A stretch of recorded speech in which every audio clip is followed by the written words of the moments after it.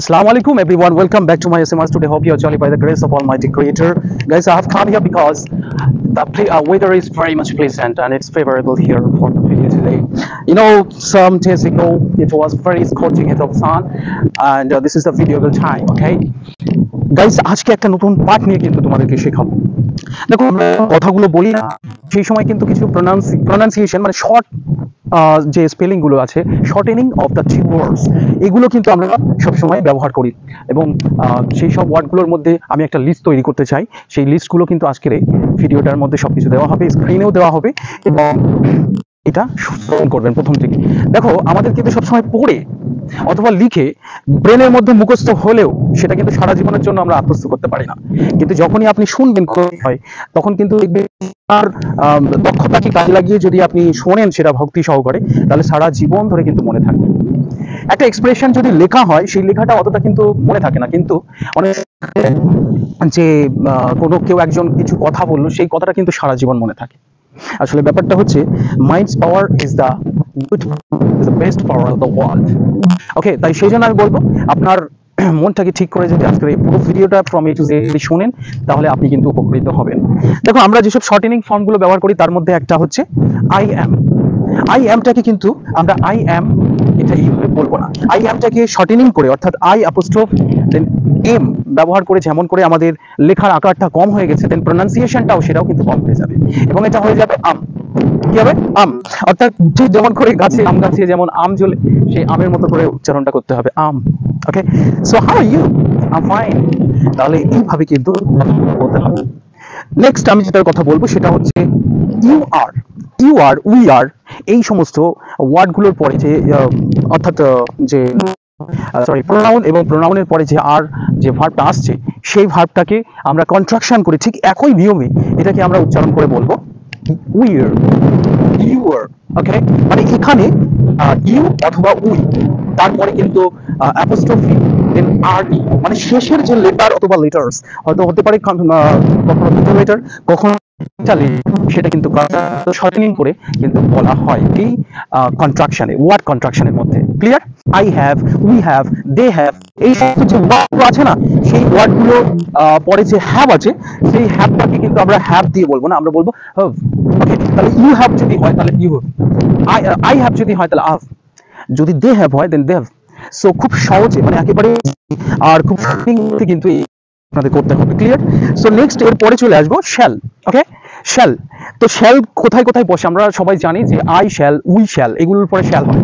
ওকে, আমি পাশ থেকে আগত যে শ্যাল সেই শ্যালের কথা বলছি না, আমি shall, this is the auxiliary verb. Okay, so এটার যখন কন্ট্রাকশন করব আমি একটু আগেই বলেছি সেটা হচ্ছে শেষবর্তী যে দুটো লেটার, কখনো দুটো লেটার কখনো একটা লেটার যে থাকে সেটা কিন্তু এটা কিন্তু কন্ট্রাকশন হিসেবে আমরা ব্যবহার করতে পারি। মানে সাবজেক্টের পরে তারপরে অ্যাপোস্ট্রফ দিয়ে ডবল এল অথবা যে কোনো অক্সিলারি ভার্বের শেষবর্তী দুটো লেটার অথবা একটা লেটার সেটা কিন্তু আমরা কন্ট্রাকশন হিসেবে কিন্তু ব্যবহার করতে পারি। সো আই শ্যালটা আমরা কিন্তু আই শ্যাল বলবো না, আমরা এটা কি বলবো আল, আই অ্যাপোস্ট্রফ ডবল এল। প্রোনাউন্সিয়েশনটা কেমন হয়? ওকে, will you go? Then you answer no, I'll not go, I'll not go. So next এরপরে আমরা ইউ যদি will দিয়ে দেই অর্থাৎ ইউ দেন অ্যাপোস্ট্রফ ডবল এল, তাহলে কিন্তু এটা হচ্ছে ইল। ইল সাউন্ডটা কেমন হবে? ইল। ইয়েস। তো এই চলে ডু নট অথবা ডাজ নট, এই সমস্ত যে ওয়ার্ডগুলো আছে সেগুলো কিন্তু কন্ট্রাকশনটা আমরা ঠিক এইভাবে করব। ডোন্ট, যেমন দেখো কথা বলতে বলতে হঠাৎ করে do you like it? No I don't, অর্থাৎ I don't like it. So এখানে কিন্তু ডোন্টটা ব্যবহার করা হয়েছে, মানে ডু নটটাকে আমরা কন্ট্রাকশন করে আমরা শর্টেনিং করে আমরা কিন্তু ডোন্ট বলেছি। ওকে, তাই আপনাকে বলতে হবে। নেক্সট হচ্ছে ডাজ নট। সো ডাজ নটটা এটা কিন্তু কোনো থার্ড পারসন সিঙ্গুলার নাম্বার হলে পরে তখন কিন্তু ডাজ নটটা ব্যবহার করা হয়। তো ডাজ নট হলে সবসময় আমরা বলবো ডাজেন্ট।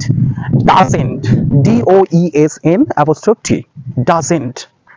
তাহলে শ্যাল নট থাকলে আমরা বলবো shan't. Shan't, S H A N T, shan't. So will you go? No, I shan't go, তার মানে আমি যাব না, I shall not go। Clear? ঠিক এই আবার যদি will not হয় তাহলে will not এর ক্ষেত্রে কিন্তু আমরা বলবো won't, won't, I won't go, I won't go, তার মানে I will not go। R will not হলে পরে কিন্তু তখন কিন্তু won't বলতে হবে। সো এইরকম ভাবেই আরো কিন্তু যেসব ওয়ার্ডগুলো আছে সেই ওয়ার্ডগুলোর মধ্যে রয়েছে ক্যান নট হলে তাহলে সেটা আমরা অ্যাপোস্ট্রফি ব্যবহার করে কিন্তু বলবো Kant. Can you do it? No, I can't do it. can't বলতে হয়। could not হলে সেখানে কিন্তু আমাদেরকে বলতে হবে couldn't। ওকে, সো এরপরে কিন্তু আরো এরকম আছে should not হলে তাহলে shouldn't, would not হলে wouldn't। সো এইভাবে কিন্তু প্রত্যেকটা ওয়ার্ড আমাদের কন্ট্রাকশন সেগুলো কিন্তু জানাতে হবে। দেখো এরপরে আরো কিন্তু কিছু ফ্রেজ আছে যেগুলো কিন্তু একটা শর্ট ফর্মে আমরা লিখি, এগুলো western people this speak the short the phrases like this. want to টাকে আমরা বলবো কি wanna। I want to take a picture, তাহলে এই want to টাকে আমরা কি বলবো I wanna take a picture। yes। So এরপরে আরো কিন্তু আছে যেমন have got থাকলে কিন্তু সেটাও কিন্তু বলবো gotta। I have got this। yes।